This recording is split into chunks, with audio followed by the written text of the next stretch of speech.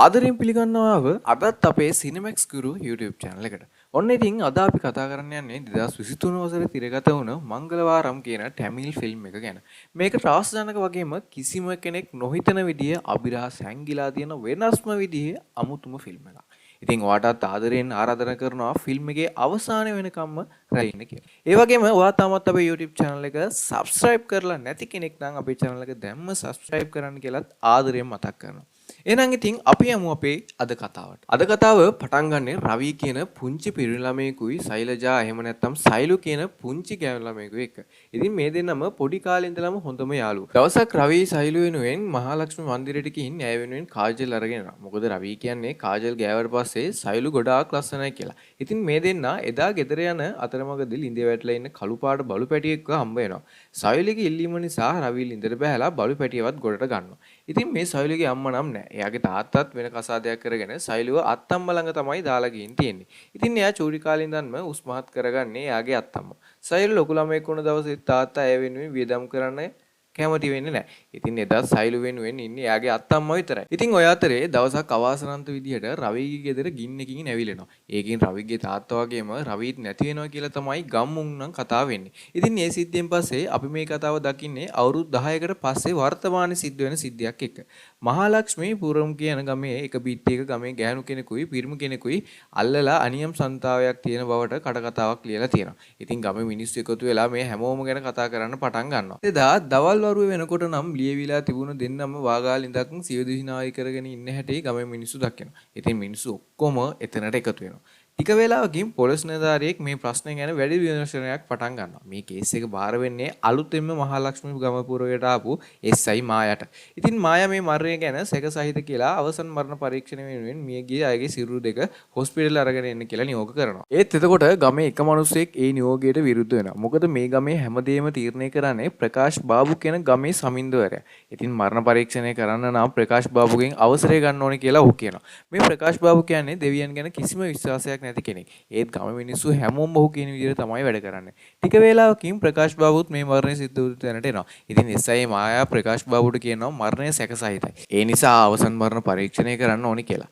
ඒත් එතකොට ප්‍රකාශ් බාබු කියන්නේ මේ දෙන්න අතර අනියම් සම්බන්ධතාවයක් තිබුණා. ඒක කවුරු හරි කෙනෙක් ගමේ අයට එලි කරපු ලැජ්ජාවට තමයි මෙයාලා සිවිදිවි නාශි කරගන්න තියෙන්නේ කියලා. ඉතින් ඒ ගැන තවත් හොයන දෙයක් නැහැ කියලා ප්‍රකාශ් බාබු කියනවා. ඒ වගේම මේ ගමත් ගමේ මිනිස්සුත් මගේ. ඒ නිසා මේ ගම හැමදේම සිද්ධ වෙන්න ඕනේ මට ඕන විදියට විතරයි කියලා මායාට සද්දෙකුත් දාලා තමයි ප්‍රකාශ් බාබු එතන යන්න පිටත් වෙන්නේ. ඊට පස්සේ මියගිය අයගේ සිරුරු දෙකම දරසයක තියලා දාහනය කරනවා.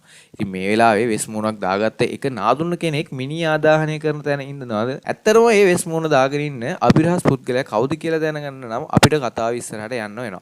ඉතින් මේ සිද්ධියෙන් පස්සේ අපිට පෙන්වන්නේ මහලක්ෂ්මීපුරම් ගමේ ක්ලිනික් එකේ වැඩ කරන විශ්වනාථම් කියන ડોක්ටර්. මේ විශ්වනාථම් කියන්නේ හරිම කරුණාවන්ත වෛද්‍යවරයෙක්. ඔහු එක පුංචි දරුවෙක් පරීක්ෂා කරලා එයාව ටවුන් එකේ හොස්පිටල් එකට අරන් යන්න නියම කරනවා. ඒත් එයාගේ දෙමව්පියන්ට ආර්ථික අපහසුතාවය තියෙන බව දන්න නිසා එයා විශ්වනාථ උන්ට සල්ලි පවා දෙනවා. ඒ අතරේ මහලක්ෂ්මී මන්දිරයේ පණ්ඩිත් ජී ප්‍රකාශ් බාබුගේ බංගලාවට යනවා. ගමේ වාර්ෂිකව සංවිධානය කරන මන්දිරයේ උත්සව වෙනුවෙන් ප්‍රකාශ් බාබුගෙන් ආධාර ඉල්ල ගන්න තමයි ඔහු බංගලාවට යන්නේ. ඒත් ප්‍රකාශ් බාබු කියන්නේ දෙවියන් ගැන කිසිම විශ්වාසයක් නැති කෙනෙක් නිසා ඒ වෙනුවෙන් සල්ලි වේදම් කරන්න ඔහු කැමති වෙන්නේ නැහැ.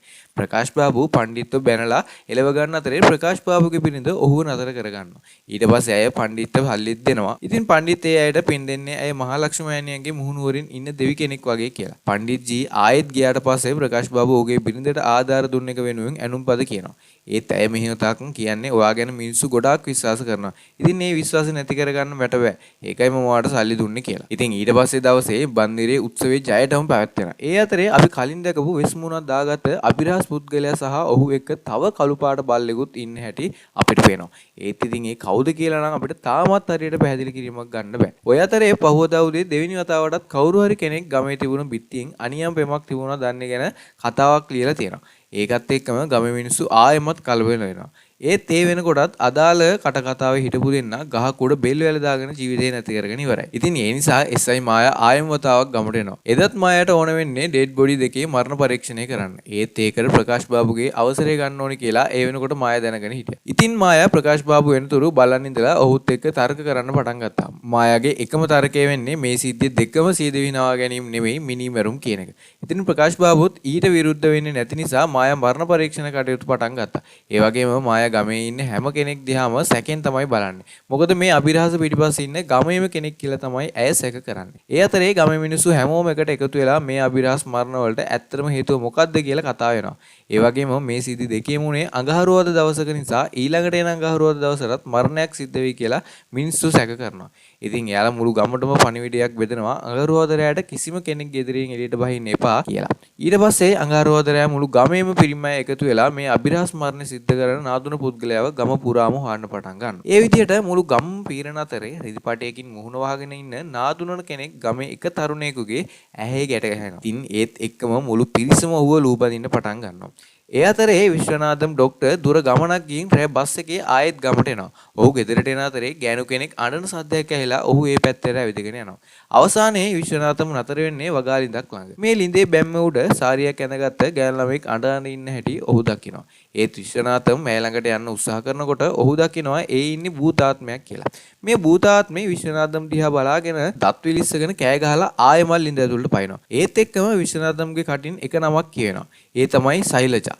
ඉතින් කතාවේ මුලදී ඔයාලට මතක ඇති අපි සෛලජා එහෙම නැත්නම් සෛලු කියන ගෑනු ළමයෙකුගේ අවුරුදු 10කට කලින් පුංචි කාලේ දැක්කා කියලා.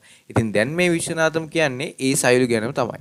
ඒත් එක්කම අපේ කතාව ඇදිලා යන්නේ මීට මාස 18කට කලින් සිද්ධ වෙච්ච අතීත සිදුවීමකට. මෙතනදී අපිට පෙන්වන්නේ සෛලුගේ තරුණ කාලය. මේ වෙනකොට ඇය ගොඩාක් ලස්සන වගේම අත්තම්ම එක්ක හරිම සතුටින් ජීවත් වෙන තරුණියක්. ඒ වගේම සෛලුට එයා හරිම ආදරෙන් බලා ගන්න බල්ලෙකුත් තියෙනවා. ඉතින් මේ සෛලු මේ වෙනකොටත් කොලෙජ් එකක ඉගෙන ගන්නවා. මේ කොලෙජ් එකේ අලුත්ම ඉංග්‍රීසි ටීචර් තමයි මදන් සර් කියන්නේ. සෛලුට තේරෙනවා මදන් සර් එයා දිහා උවමනාවෙන් බලනවා කියලා. ඒ වගේම සෛලු සර්ට ගොඩක් කැමැත්තෙන් තමයි ඉන්නේ.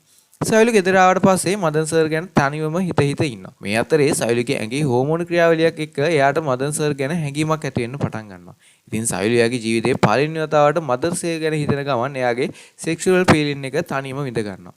ඊට පස්සේ දවසක මදන් සර්ගේ බර්ත්ඩේ එකේ දෙන එක නිසා සෛලු මහවැස්සේ සර් වෙනුවෙන් කීර් හදාගෙන යනවා. ඉතින් මේ වෙලාවේ දෙන්න අත ඉන්නේ තනියම නිසා මදන් සර්ට සෛලු ගැන හැඟීමක් ඇති වෙනවා.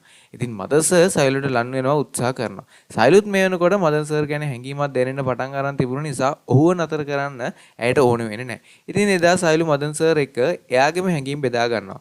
වගේම දෙන්නටම දෙන්න ආදරය කරන්නත් පටන් ගන්නවා. මේ සිදුවීම් පස්සේ මදන් සර් දවස් කිහිපයක් කොලෙජ් ඉන්නේ නැහැ. ඒත් ඔහු ආයෙමත් එන්නේ වෙනත් ගෑනු කෙනෙක්ව කසාද බැඳලා. මදන් සර් අවුරුද්දක් තිස්සේම මේ ගෑනු ළමයා එක්ක යාළු වෙලා ඉඳලා තමයි කසාද බැඳලා තියෙන්නේ. ඒ කියන්නේ මදන් සර් ඇත්තටම සෛලුට ආදරය කරලා නැහැ. අයව පාවිච්චි කරලා විතරයි. අවසානයේ මදන් සර් මහා වැස්ස මැදම සෛලුව පැත්තකට තල්ලු කරලා දාලා එයාගේ අලුත් මානවලිය එක්ක කාර් එකේ නැගලා යන්න යනවා.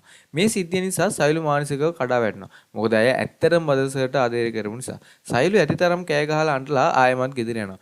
ඒත් එයා ගෙදර යනකොට සිද්ධියක් වෙලා තිබුණේ සෛලු කොහෙවන්ද බලාපොරොත්තු නොවුණු දෙයක්. එයාගේ ජීවිතේ එයාට හිටපු එකම කෙනා වුණ අත්තම්මත් මිය ගිහින්. ඉතින් මේ සිද්ධිය නිසා සෛලු තවත් මානසිකව කඩා වැටෙනවා.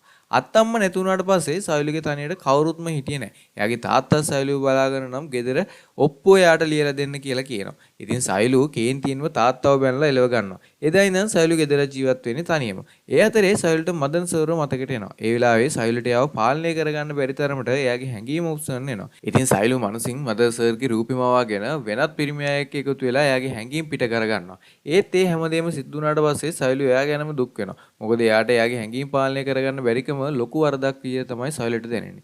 ඒ අතරේ දවසක් සෛලු එයාගේ පාස්පෝර්ට් සයිස් ෆොටෝ එකක් ගන්න ස්ටුඩියෝ එකට යනවා. මේ ස්ටුඩියෝ එකේ ඉන්නේ අපි කලින් දැකපු විදියට මේ ගමේ සියදිවි නායකරගත්තවලදී පොලිසියට ෆොටෝ අරගෙන දුන්න තරුණයම තමයි. ඉතින් සෛලු ෆොටෝ අරගෙන ආයෙත් ගෙදර එන අතරේ බස් එකේදී එක පිරිමි කෙනෙක් නොදැනුවත්ව කීප පාරක්ම එයාගේ ඇඟේ හැප්පෙනවා.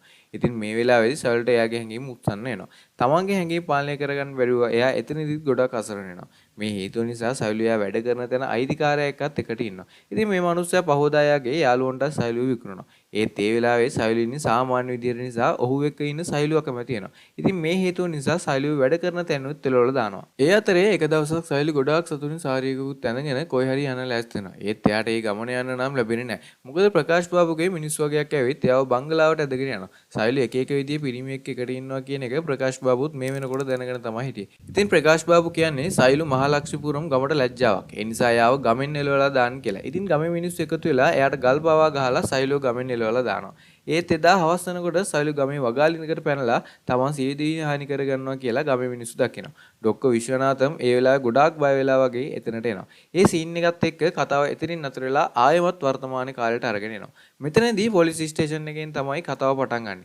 SI මායාට ගමේ මරණ සිද්ධ වෙන අවසාන මරණය පරීක්ෂණයේ වාර්තාව ඇවිත් තියෙනවා. මේ වාර්තාව එළට පස්සේ මායා මොකක් හරි වැදගත් දෙයක් දැනගන්න බව අපිට තේරෙනවා. ඒත් මේ වෙලාවේ නම් මායා ගැන මුකුත්ම කියන්නේ නැහැ. ඒ අතරේ ගමේ මිනිස්සු ආයෙමත් අභිරහස් මිනිමරෝ හොයාගන්න පටන් ගන්නවා. මොකද පහුවදා අඟහරුවාදා දවසක් නිසා එදාටත් ගමේ බිත් එක කට කතාවක් ලියවෙයි කියලා එයාලා සැක කරනවා. මිනිස්සුන්ට ඕන වෙලා තියෙන්නේ මේ වැඩේ කරන කෙනාව කොහොම හරි අල්ලගන්න.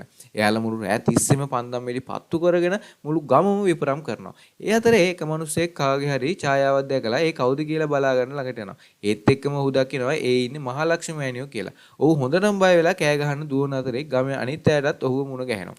ඔහු කියනවා මේ මිනිමරුම් ඔක්කොම කරන්නේ මහලක්ෂ්මී මෑණියෝ කියලා. ඒත් ගම්මු නම් මේ කතාව පිළිගන්නේ නැහැ. ඒත් ඇත්තටම මේ විදිහට මහලක්ෂ්මී මෑණියෝ විදිහට වෙනත් කාන්තාවකට සලු පිළියන්දලා තියෙන්නේ පණ්ඩිත්ජී. මොකද ඔහු හිතනවා අඟහරුවාදා දවසට මහලක්ෂ්මී මෑණියෝ ලවා ගම වටේ අග්නි ප්‍රදක්ෂණාවක් සිදු කරලා ඒ ගින්දර මහ නදියට එකතු කරාට පස්සේ ගම මිනිස්සු ආරක්ෂාව ලැබෙනවා කියලා. ඉතින් කාලයක් තිස්සේ පණ්ඩිත්ජී මේ චාරිත්‍ර කරගෙන ඇවිත් තියෙනවා. ඒ අතරේ ගමෙන් පිටතැනකින් කවුරු හරි කෙනෙක් කෑ ගහනවා ආයෙම වතාවක් බීත්තිකට කට කතාවක් ලියලා තියෙනවා කියලා. ඉතින් ඒ හඬට මිනිස්සු හැමෝම මේ පැත්තට දුවගෙන යනවා. ඒත් ඒ බිත්තිය ලියලා තියෙන්නේ ගමේ කෙනෙක්ට ඒඩ්ස් හැදිලා තියෙනවා කියලා විතරයි. ඊට පස්සේ තමයි එයාලට තේරෙන්නේ මේක ඇත්තටම ලියලා තියෙන්නේ මිනිස්සුන්ව නොමග යවලා ගමෙන් පිටතට යවන්න තිබුණ ඕනකම නිසා කියලා. මොකද ඇත්තටම අභිරහස් මිනිමරුවා මේ වෙනකොට ඉන්නේ ගම ඇතුලේ. ඉතින් මේ මිනිස්සුන් ඒ දේ තේරුණාක් ගමන් එයාලා ආයෙමත් ගම ඇතුලට දුවගෙන ඇවිල්ලා ඒත් ඒ වෙනකොට SI මායා කාටත් කලින් ගම ඇතුලට ගිහින් තමයි ඉන්නේ. ඇත්තටම මෙච්චර කාලයක් හොර රහසෙම බිත්ති වල කට කතා ලියලා තියෙන්නේ කවුද කියලා අපිට පෙන්වන්නේ දැන්. ඒ වෙන කවුරුත් නෙමෙයි ડોක්ටර් විශ්වනාථම්. ඉතින් මේ විශ්වනාථම් පුරුදු විදිහට ගමේ බිත්තියකට කට කතාවක් ලියන්න හදනකොට SI මායා එතනට එනවා. ඒ මොහොතේ තමයි මායා කියන්නේ මියගිය අයගේ අවසන් මරණ පරීක්ෂණ වලින් ඒ අයට බෙහෙත් දෙන්නත් කරපු බව ඔප්පෙලා තියෙනවා කියලා. ඉතින් ඒ නිසා තමයි මායා කෙලින්ම විශ්වනාථම් හොයාගෙන ඇවිත් තියෙන්නේ. මේ කතාවත් එක්ක දෙන්න අතර ලොකු රණ්ඩුවක් ඇති වෙනවා. මුලදී මායා විශ්වනාථම් යටත් කරගෙන හිටියත් අවසානයේ විශ්වනාථම් මායාගේ බෙල්ලට ඉන්ජෙක්ෂන් එකක් විදලා ඇව අඩපණ කරගන්නවා. ඊට පස්සේ විශ්වනාථම් මායාව පාළු තැනකට අරගෙන ගිහිල්ලා පුටුවක ගැට ගහනවා. මායාට සිහියාවට පස්සේ එයා කෑ ගහනවා බිත්ති වලට කට කතා ලියලා ඊට පස්සේ මේ මිනිස්සුන්ව තියේදි විනාශා ගත්ත විදියට මිනි මරණ එක කරන්නේ ඇයි කියලා. එතකොට විශ්වනාථම් කියන්නේ මේ හැමදේම කරන්නේ සයිලු වෙනුවෙන් කියලා. ඊට පස්සේ මායා අහන්නේ සයිලු වෙනුවෙන් මිනි වරන්න මිනිස්සු එකතු වෙලා එයාව ගමෙන් වෙලලා දාපු පළිය ගන්න ඕනේ නිසාද කියලා. ඒත් එතකොට තමයි විශ්වනාථම කියන්නේ සයිලු ගැන මිනිස්සු හිතන් හිතපු විදිය ගොඩාක් වැරදි. ඇත්තටම එයා ගැන හරිම විස්තරය දන්නේ මම කියලා. ඊට පස්සේ අපිට පෙන්වන්නේ විශ්වනාථම්ව සයිලුව හම්බ වුණ විදිය. දවසක් සෑ විශ්වනාථම් එයාගේ ක්ලිනික් එකට යන ගමන් ඉන්න අතරේ සයිලු 100ක් නැතුව කැලේ මැද වැටලා ඉන්න හැටි ඔහු දකිනවා. ඉතින් මේ මොහොතේ විශ්වනාථම් සයිලු ගැන ගොඩාක් දුක හිතෙනවා. ඔහු සයිලුව උස්සගෙන එයාගේ ක්ලිනික් එකට අරගෙන යනවා. ඒත් සයිලු ඒ වෙලාවේ මට තවත් ජීවත් වෙන්න බෑග් ડોක්ටර් මාව මරලා දාන්න කියලා අත් දෙක එකතු කරලා විශ්වනාථම්ට වදිනවා. මොකද ඒ වෙනකොටත් තමන්ගේ හැඟීම් පාලනය කරගන්න බැරුව සයිලු ලොකු මානසික පීඩනයකින් තමයි ඉන්නේ. විශ්වනාථන්ට ඕන වෙන්නේ කොහොම හරි සයිලුව බේරගන්නයි. එයාට මොකක් හරි මානසික රෝගයක් තියෙන බව විශ්වනාථම් තේරගන්නවා. ඔහු සයිලුගේ ලේ සැම්පල් එකක් අරගෙන ඒකේ රිපෝට් ටිකත් එක්ක ටවුන් එකේ තියෙන සයිකොලොජි ડોක්ටර් කෙනෙක් ළඟට යවනවා. එතන ඉන්න දේවි කියන ලේඩි ડોක්ටර් කෙනෙක්. දේවි සයිලුගේ වාර්තා ඔක්කොම එකින් එක බලලා. ඊට පස්සේ ඇය කියන්නේ සයිලුට කිසිම අසනීපයක් නැහැ. ඒත් එයාට සෙක්ෂුවලි ඇටැච්මන්ට් එකක් නැතුව ලිංගික හැසිරීම උද්දීපනය වෙනවා කියන එක. මේ තත්ත්වය සාමාන්‍ය ගෑන් ළමයකින් රිලීස් වෙන හෝමෝන ප්‍රමාණය වගේ 10 ගුණයක ප්‍රමාණයක් හෝමෝන නිදහස් වෙනවා. එතකොට විශ්වනාථම් දේවිගෙන් අහන්නේ ඒකට හේතුව මොකක්ද කියලා. ඒක ප්‍රධාන හේතුවක් නැතත් පොඩි කාලේ සිද්ධ වෙන යම් යම් ළමා අවචාර තනිකම මානසික පීඩනය හෝමෝන අසමතුලිත බව වගේ හේතු නිසා ඇති වෙන්න පුළුවන් කියලා දේවි කියනවා. ඒ වගේම මේ ඩිස්කවර්ඩ් එක නිසා සයිලු වැඩි කාත් එක්කවත් කතා කරන්නත් කැමති නෑ වගේම වැඩිපුර තනියම ඉන්න ආස කරනවා කියලා දේවි කියනවා. සයිලුට හැඟුම් දෙනින්න පටන් ගත්ත වෙලාවට එයාගේ ශරීරයත් එයාගේ පාලනය යටතේ නැහැ. ඒ වෙලාවට ඇයට වටපිටාවේ තියෙන හැමදේම අමතක කියලා ඒ වෙලාවට ශරීරයේ ඉල්ලන දේම කොහොම හරි දෙන්න උත්සාහ කරනවා. ඉතින් මෙන්න මෙතනින් තමයි අපිට තේරෙන්නේ සයිලු වෙනත් පිරිමි අයත් එක්ක එකතු වෙන්න හේතුනේ මොකක්ද කියලා. ඒත් සයිලු ඒ විදිහට පිරිමි කෙනෙක් එක්ක ඉඳලා එයාගේ හැසිරීම දැනෙන එක අවසන් වුණාට පස්සේ එයා ආයෙමත් PVC-යට එනවා. ඒ වෙලාවට එයාට තමන් ගැනම ලොකු දුකක් අසරණකමක් දැනෙනවා. වගේම අවසානයේ සීදීසි නැස ගන්න පවා එයා පෙළඹෙන්න පුළුවන් කියලා දේවි කියනවා. මේ කතාවට ඇහුවට පස්සේ විශ්වනාථම් ගොඩාක් දුක් වෙනවා. මොකද සයිලු කියන්නේ කාත් කවුරුවක් නැති අනාථ කෙනෙක් බව ඔහු මේ වෙනකොටත් දැනගෙන හිටියා. ඉතින් විශ්වනාථම් දේවිගෙන් අහනවා සයිලුව මේ තත්ත්වෙන් බේර ගන්න නම් මොකද්ද කරන්න ඕනි කියලා. එතකොට දේවි කියනවා නයිපෝමේනියාගේ වලට කිසිම බෙහෙතක් නැහැ. වේදනානාශක වලින් ටිකක් පාලනය කරගන්න පුළුවන්. ඒත් ඉතිරි කොටස ඔක්කොම තීරණය වෙන්නේ එයාගේ මානසික නිදහස අනුව එයා නිතරම කවුරු හරි තනියට ඉන්න ඕනේ කියලා. ඉතින් විශ්වනාථම් තීරණය කරනවා සයිලු වෙනුවෙන් එයා ළඟම ඉන්න ඕනේ කියලා. මොකද විශ්වනාථම් සයිලුට එයාගේ දුවේකට වගේ ආදරය කරනවා. විශ්වනාථන්ට හිටපු එකම දුවත් කසාදර මැදරස්සේ මොකක් හරි ප්‍රශ්නයක් නිසා සිය දිවි හානි කරගෙන තියෙනවා. අඩුමතරමේ එයා තමන්ගේ ප්‍රශ්නේ මොකද්ද කියලාත් විශ්වනාථම් එක කියලා නැහැ. ඉතින් දැන් විශ්වනාථම්ට සයිලුත් එක්ක එයාගේ දුවත් වගේ දැනෙන්නේ ඒ හේතුව නිසා. සයිලු විශ්වනාථම්ගේ ගෙදරට වෙලා කාලයක් තිස්සේම ප්‍රතිකාර ගන්නවා. ඒ සයිලුගේ හිතේ තිබුණ වේදනාව තනිකර සැරෙන් සැරේ එයාගේ මනසට වද දෙන්න පටන් ගන්නවා. වෙලාවකට සතුටින් ඉන්නවා වගේම සයිලු තවත් වෙලාවකට තනියම කල්පනා කරනවා. ඉතින් විශ්වනාථම් මේ ගැන සයිලුගෙන් අහනකොට ඇය කියන්නේ මං ගැන හිතන්නේ මේ ලෝකේ කවුරුත්ම නැහැ. මම හිටියන්නේ නැතත් කාටවත්ම වැඩකුත් නැහැ. ඉතින් මම මොකටද තවත් මෙහෙම ජීවත් වෙන්නේ කියලා. ඒත් ඒ සීන් එකට කතාව ආයමත් වර්තමානයේ මායා සහ විශ්වනාථම් ළඟට එනවා.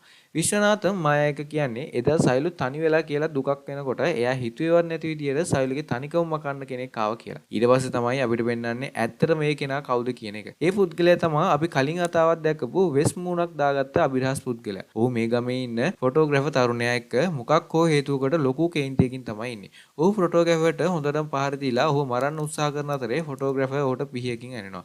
ඒත් ඒ වෙලාවේ ඔහු බේරගන්න එන්නේ සයිලුගේ කළු පාට බල්ලා. අවසානයේ ඔහු වෙස් මූණක් දාගෙනම ත්‍රිශූලයක් අතේ අරගෙන අර ෆොටෝග්‍රැෆර් තරුණයාගේ පපුවට පසාර කරගෙන යන්න විදියට ඇනලා ඔහුව මරණයට පත් කරනවා. ඒ කොටසින් පස්සේ ආයමත් වර්තමානයේ මායා ළඟට එනවා. ඉතින් මේ වෙලාවේ මායාව විශ්වනාථම්ගෙන් අහන්නේ ඒ අභිරහස් පුද්ගලයා කවුද කියලා. ඊට පස්සේ තමයි අපිට පෙන්වන්නේ අභිරහස් පුද්ගලයා විශ්වනාථම් ඉස්සරහා තමන්ගේ මුහුණ තිබුණ වෙස් මුහුණ ගලවලා අයින් කරන හැටි. ඔහුගේ මුහුණේ එක පැත්තක ගින්නක් සිද්ධ වුණ තුවාල කැල්ලකුත් පේන තියෙනවා. විශ්වනාථම් ඔහුව සයිලු ඉස්සරහට එක්කන් යනවා. ඒ සයිලුට එකපාරට ඔහු කවුද කියලා අඳුර ගන්න පුළුවන් වෙන්නේ නැහැ. ඒ සයිලු ඉස්සරහට ගිහින් එයාගේ අතේ තිබුණ කාජල් එකක් ඇයට පෙන්නනවා. එතකොට තමයි සයිලුට මතක් වෙන්නේ ඇත්තට මේ කවුද කියලා. පුංචි කාලේ ඉඳන්ම සයිලුට මහා ලක්ෂ්මී මන්දිරෙන් කාජල් ගෙනත් දුන්නේ රවි. ඒත් එයා හිතාගෙන හිටියේ එදා ගෙදර ගැති වුණු ගින්න නිසා රවිටත් එයාගේ ජීවිතේ නැති වුණා කියලා. ඒත් එදා රවි කොහොම හරි ජීවිතේ බේරගන්න තියෙනවා. ඉතින් අවුරුදු ගාන පස්සේ සයිලුට රවි වුණ ගෙවුනට පස්සේ එයාට ගොඩාක් සතුටු වෙනවා. සයිලු රවිව වදාගෙන මෙච්චර කාලයක් එයාව බලන්න ආවේ නැත්තේ කියලා අහනවා. එතකොට තමයි රවි එයාගේ අතීතයේ සිද්ධ වෙච්ච හැම දෙයක් ගැනම මතක් කරන්නේ. සයිලු පුංචි කාලේ දවසක් රවිව හොයාගෙන එයාගේ ගෙදරට යනවා. ඒත් ඒ වෙලාවේ ගෙදර ඉන්නේ රවිගේ තාත්තා විතරයි. රවිගේ තාත්තා කෝකටත් හොරෙන් සයිලුට රවට්ටගෙන එයාට අතවර කරනවා. රවි ආයෙත් ගෙදර එනකොට තමයි මේ හැම දෙයක්ම දකිනවා. ඉතින් රවි එදා රෑ තාත්තට නිින්ද යනකම් බලන් ඉඳලා තාත්තගේ ඔළුවට ගලකින් පාර දීලා ඔහු මිය ගියාට පස්සේ මුළු ගෙදරටම ගෙනි තියනවා. ඒත් අවසානයේ ගෙදරින් එළියට පයින්නකොට රවිගේ මූණ විතරක් එක පැත්තක් පිච්චෙනවා. රවිගේ ගෙදරින් පැනලා ඇවිත් මහලක්ෂ්මී මන්දිරයට ගිහින් අඬ අඬ ඉන්න අතරේ හුළුගේ පාවුණු වෙස් මූණක් අහම්බෙන් වගේ ඔහු ළඟට එනවා. ඉතින් එදා ඉඳන් හැමදාමත් රවි මේ වෙස් මූණ දාගෙන තමයි ඉඳලා තියෙන්නේ. මොකද ගමේ මිනිස්සුත් දාගෙන හිටියේ ගෙදර ගිනි අරන් රවි වගේම තාත්තත් මැරුණා කියලා. ඉතින් සයිලු මේ දේවල් ගැන ගත්තට පස්සේ එයා රවි ගැන ගොඩාක් දුක් වෙනවා. ඊට පස්සේ රවිට ඕන වෙන්නේ සයිලු කසාද බඳින්න. ඒ සයිලු නම් මේකට කැමති වෙන්නේ නැහැ. මොකද එයා දැනටපත් චරිතයෙන් අපිරිසුදු ගැහණියක් නිසා නිකරුණේ රවිගේ ජීවිතයත් විනාශ කරන්න එයා කැමති වෙන්නේ නැහැ. ඒත් රවි කියන්නේ සයිලුගේ අතීතේ මොන දේ සිද්ධ වුණත් එයාගේ හිත ගොඩක් පිරිසුදු බව දන්න නිසා අතීතේ සදාටම අමතක කරලා එයාව කසාද බඳින්න කැමතියි කියලා. මේ දිහා බලන් හිටපු විශ්වනාථම් කියන්නේ ඒ දිනන කසාද බඳලා දුර පළාතකට ගිහින් හැමදේම අමතක කරලා අලුත් ජීවිතයක් පටන් ගන්න කියලා. ඉතින් අවසානයේ දෙන්නම විශ්වනාථම්ගේ අදහසට කැමති වෙනවා. ඉතින් විශ්වනාථම් පහෝදා උදේම ටවුන් එකට ගිහින් කසාදෙට ඕන කරන දේවල් අරගෙන මහලක්ෂ්මී මන්දිරේ කසාද බඳින්න ලෑස්ති කරගමු කියලා දෙන්න එක්ක කතා වෙනවා. කාලයකට පස්සේ තමයි සලුගේ ජීවිතේට මේ තරම් සතුටක් දැනුණු දවසක් උදා වුණේ. ඉතින් පහෝදා උදේ කතා වුණ විදියට විශ්වනාථම් වර රවි ටවුන් ගිහින් කසාදෙට ඕන කරන දේවල් අරගෙන එනවා. ඒත් ඒ වෙනකොට මුළු ගමේම ලොකු කලබලයක් ඇති වෙලා තියෙනවා. විශ්වනාථම් එක මිනිහෙක්ගේ සිද්ධ වෙච්ච දේ මොකද්ද කියලා අහනවා. එතකොට තමයි ඔහු කියන්නේ ප්‍රකාශ් බාබු සයිලුව ගමෙන් එළවලා දැම්මා. ඉතින් ඒ දුකට සයිලුව නිතර පැනලා සිවිදින හානි කරගෙන කියලා. මේක ඇහුවට පස්සේ විශ්වනාථම් වගේම රවිත් ගොඩක් කලබල වෙනවා. ඒත් ඒ දෙන්න සයිලුව හොයාගෙන යනකොටත් ඇය මේ ලෝකෙන් සමුවරන් ඉවරයි. ඉතින් ඔයාලට මතක ඇති අපි කලින් දැකපු සීන් එකක ප්‍රකාශ් බාබුගේ මිනිස්සු සයිලුව අරගෙන යනකොට එයා ලස්සන සාරි එකක් ඇඳගෙන හිටියක් කියලා. ඉතින් මේ සයිලුව එදා ලෑස්ති වෙලා ඉඳලා තියෙන්නේ එයාගේ කසාදෙට. ඒත් අවාසනාවන්ත විදියට එදා සයිලුවට යන්න සිද්ධ වුණේ එයාගේ අවසාන ගමන. ඉතින් මේ සීන් එකෙන් පස්සේ කතාව ආයෙම වතාවක් මායා සහ විශ්වනාථම් ළඟට එනවා. මායා විශ්වනාථම්ගෙන් අහනවා සයිලු මැරුණේ සිවිදිනාහ ගැන. ඒ නිසා කවුරුත් ඒකට වග කියන්න ඕනේ නැහැ. ඉතින් ඇයි වානිත් මිනිස්සුන්ගෙන් පරිගන්නේ කියලා. ඒකට උත්තරයක් විදියට විශ්වනාථම් කියන්නේ සයිලු එයාගේ ජීවිතේ නැති කරගත්තේ නැහැ කවුරු හරි ආව මැරුවා කියලා. සයිලුව මරන්න හරියටම 6 දෙනෙක් සම්බන්ධ වෙලා තියෙනවා. ඉතින් මේ 6 දෙනාගේ 5 දෙනෙක් මේ වෙනකොට විශ්වනාථම් සහ රවි එකතු වෙලා මරලා දාලා ඉවරයි. ඒ තමයි කතාවේ මුල ඉඳන්ම බිත් වෙලා ලියලා තිබුණ කටකතා නිසා සීදිවි නසාගත්ත 4 දෙනයි අවසානට රවි විසින් මරලා දාපු ෆොටෝ ස්ටුඩියෝ එකේ තරුණයා. ඉතින් විශ්වනාථන් වගේම රවිත් හරිම සූක්ෂම විදියට ප්ලෑන් කරලා තමයි මේ හැම පලි ගැනීමක්ම කරලා තියෙන්නේ. මේ කතාවේ ඔක්කොම අවසානයේ මායත් ඉන්නේ ගොඩක්ම පුදුම වෙලා. ඒත් මායාට තියෙන ඊළඟ ප්‍රශ්න තමයි සයුලිගේ මරණයට වග කියන්න ඕන අන්තිමයා එහෙම නැත්නම් 6 වෙනිය කවුද කියන එක. ඒතකොට තමයි විශ්වනාථන් ඒ කවුද කියන රහසත් එළියට එක් කරන්නේ. ඒ තමයි ප්‍රකාශ් බාබුගේ බිරිඳ වුණ රාජේශ්වර දේවි. මුළු ගමේම මිනිස්සු ඇය ගැන හිතාගෙන හිටියේ ඇය ජීවමාන මහලක්ෂ්මී ඇණියන් කියලා. ඒත් රාජේශ්වරි කියන්නේ ඊට හාත්පසින්ම වෙනස් චරිතයක්. රාජේශ්වරි ප්‍රකාශ් බාබුට හොරෙන් අනියම් සම්තාවයක් ඇති කරගෙන යනවා. ඒ තමයි අපි කලින් දැකපු ෆොටෝ ස්ටුඩියෝ එකේ තරුණයා. දවසක් රෑ සයුලුගේ පස්සෙන් පිරිමිඩ කට්ටියක් එන්න පටන් ගන්නවා. ඒ නිසා සයුලු බයෙන් වගේ කැලේ ඇතුලේ හැංගෙනවා. ඉතින් ඒ අතරේ අහම්බෙන් වගේ රාජේශ්වරි අර තරුණයා එක්ක ඉන්න හැටි සයුලු දකිනවා. ඒ රාජේශ්වරි බය වෙනවා. මේ රහස සයුලු ගමේ මිනිස්සුන්ට එලි කරයි කියලා. ඒ වගේම රාජේශ්වරි ළඟ හැමෝම රහසෙන් ඇයට සේවය කරන 5 දෙනෙකුත් ඉන්නවා. ඉතින් රාජේශ්වරි ඔවුන් එක කතා වෙලා සයුලුව මරන්න ක්‍රමයක් කතා වෙනවා. ඒ අනුව රාජේශ්වරි කියන්නේ සයුලුවගේ ඇඟ විකුණන වෛශ්‍යයක් මුළු ගමේම කටකතාවක් පතුරවන්න කියලා. ඒකට සයුලිගේ අසාමාන්‍ය සෙක්ෂුවල් එකත් ලොකුවට උදව්වක් වුණා. ඉතින් මේ කටකතාව ප්‍රභාස් බාබුගේ කනට වැටුණාට පස්සේ ඌ සයුලුව ගමෙන් එළන බවට රාජේශ්වරි දැනගෙන හිටියා. ඉතින් ඇයගේ සැලැස්ම වුණේ ප්‍රභාස් බාබු ඇයව ගමෙන් පිට කරාට පස්සේ සයුලුව මරලා සිය දිවි නසා ගැනීමක් විදියට ගම්මුන්ව රවට්ටන එක. අවසානයේ රාජේශ්වරි සැලැස්ම විදියට මේ 6 දෙනා එකතු වෙලා සයුලුව මරලා වගාලින්දකට ඇතුළට දානවා. ඉතින් දැන් ඔයාලට දන්නවනේ මේ වෙනකොට 6 දෙනාගෙන් 5 දෙනෙක්ම විශ්වනාථම් සහ රවි එකතු වෙලා මරලා ඉවරයි කියලා. ඉතින් දැන් ඉන්නේ රාජේශ්වරි විතරයි. ඒත් රාජේශ්වරිගේ අවහසනාව ප්‍රකාශ් බාබුව මෙච්චර කාලයක් තිස්සේ කරපු වංචාව හැම දෙයක්ම මේනකොටත් දැනගෙන ඉතිරයි. ඉතින් ප්‍රකාශ් බාබු රාජේශ්වරිගේ බංගලාවේ පල්ලෙහාට තල්ලු කරලා දාලා ඇයව ගිනි තියලා මරලා දානවා. අවසානයේ අනියම් සම්පතාවයක් ඇති කරගෙන ප්‍රකාශ් බාබුට වංචා කළ නිසා රාජේශ්වරි එයාගේ ජීවිතෙන් අහිමි වෙනවා. ඉතින් දැන් මේ වෙනකොට විශ්වනාථම් රවි එක්ක එකතු වෙලා සයුලික අපරාධකාරයෝ ඔක්කොම නැති කරලා ඉවරයි. ඉතින් රවිට තවත් ජීවත් වෙන්න හේතුවක් නැහැ. රවි සයුලු මරණ ලින්ද ළඟටම යනවා. එයාට එයාලගේ චූටි කාලේ හැම දෙයක්ම මැවි පේන්න ගන්නවා. එතකොට සයුලිගේ කළු පාට බල්ලත් බුරන්න පටන් ගන්නවා. ඇත්තටම ඒ තමයි රවි චූටි කාලේ සයුරට බේරලා දුන්න චූටි බලු පැටියා. රවි අවසන වතාවට සයුලුව මතක් කරලා එහෙමත් ලින්දට පැනලා එයාගේ ජීවිතේ සයුලුව වෙනුවෙන් කැප කරනවා. ඊට පස්සේ අපිට පෙන්වන්නේ ප්‍රකාශ් බාබුගේ ගෙදර රාජේශ්වරි මරණය වෙනුවෙන් එයා බංගලාවට එනවා. ඒ වෙලාවේ විශ්වනාථම් මෙතනට ඇවිත් තමයි ඉන්නේ. මායා මේ වෙනකොට හැමදේම දැනගෙන හිටියත් ඇය විශ්වනාථම් වෙනුවෙන් කිසිම නීතිමය පියවරයක් ගන්නේ නැහැ. මොකද ඇය විශ්වාස කරන එක දෙයක් තියෙනවා. ඒ තමයි ඉස්සර කාලේ වගේ දැන් වෙනකොට දෙවියන් වැරදි කරන මිනිස්සුන්ව දඬුවම් කරන්නේ මේ ලෝකෙට එවන්නේ නැහැ. ඒත් ඒ වෙනුවට දෙවියන්ගේ රූපෙන් ඉන්න මිනිස්සු වැරදි කරන අයට දෙන්න ඕනේ හරිම දඬුවම ලබා දෙනවා. ඉතින් මංගලාශ්‍රමී මෑණියන්ගේත් මේ වෙනකොටත් ඒ දේ ඇත්ත බව ඔප්පු කරලා ඉවරයි. ඉතින් මායා විශ්වාස කරන්නේ ඒක විතරයි. ඉතින් ඔන්න ඔය විදිහට තමයි මේ මංගලාවරම් කියන අමුතුම විදිහේ ෆිල්ම් එක ඉවර වෙන්නේ. මේකෙන් අපිටත් ඉගෙන ගන්න දේවල් ගොඩාක් තියෙනවා. මොකද අපිට පෙනුමෙන් විතරක් අපිට කාවවත් කෙනෙක්ව මනින්න බෑ. ඒ වගේම කිසි කෙනෙක්ට වැරද්දක් කරලා ලේසියෙන් බේරලා ඉන්නත් බෑ. මොකද අපි කරන හැමදේම දිහා විශ්වය බලන් ඉන්නවා වගේම අපි කරන හොඳ නරක අනුව ඒවට විපාකත් ලැබෙන බව අමතක කරන්න එපා. ඉතින් ඔයත් මේ වගේ ලස්සන මූවි බලන්න කැමති නම් මාවත් එක්ක එකතු වෙලා ඉන්න. ඒ කියන්නේ අපේ Cinemax Guru YouTube channel එක දැන්ම subscribe කරලා bell icon එක click කරලා එකතු වෙලා ඉන්න. එහෙනම් ඊළඟටත් මේ වගේ ලස්සන මූවි එකකින් හමු වෙනතුරු ඔයාලට සුබම සුබ දවසක්.